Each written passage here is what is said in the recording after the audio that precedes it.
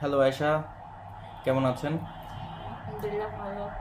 আচ্ছা, আজকে তো আমাদের ব্রেসেস ট্রিটমেন্ট কমপ্লিট হয়ে গেল। তো ট্রিটমেন্ট শেষে আপনার ফিডব্যাকটা জানতে চাচ্ছি যে আপনি কেন অ্যাকচুয়ালি ব্রেসেস ট্রিটমেন্টে আগ্রহী হলেন এবং আফটার ট্রিটমেন্ট এখন আপনার অনুভূতি কি? আম, ছিল কারণ আমার দাঁতে ওভারওয়েট ছিল আর গ্যাপ ছিল। তারপর ভাবলাম ব্রেসিস করি, তা এখন ঠিকঠাক হয়ে গেছে, একদম সুন্দর। আপনি কি হ্যাপি? ইয়েস। আচ্ছা, থ্যাংক ইউ সো মাচ আমাদের সাথে থাকার জন্য। একটা লম্বা জার্নি ছিল আমাদের, বাট ট্রিটমেন্ট শেষ হওয়ার পরে আমি সবাইকে যেটা বলি, ট্রিটমেন্ট জার্নিটা তো একটা কষ্টেরই জার্নি, প্রত্যেক মাসে একবার করে করে আসতে হয়, অনেক ধৈর্য ধারণ করতে হয়। বাট ট্রিটমেন্ট শেষের সময়টাও খুব গুরুত্বপূর্ণ, বিশেষ করে আমাদের যে রিটেনশন ফেজটা আছে। আমরা আপনাকে রিটেনের দিয়ে দিয়েছি একটা পার্মানেন্ট রিটেনার, যেটা দাঁতের ভিতর দিক থেকে থাকে, ওটা দেখা যায় না।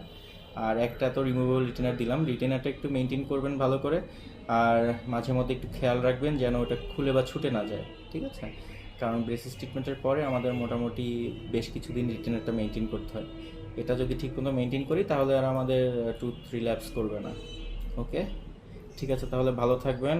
আর আপনি একটু স্মাইল করেন, আপনার হাসিটা একটু দেখি। Nice, thank you, bye by.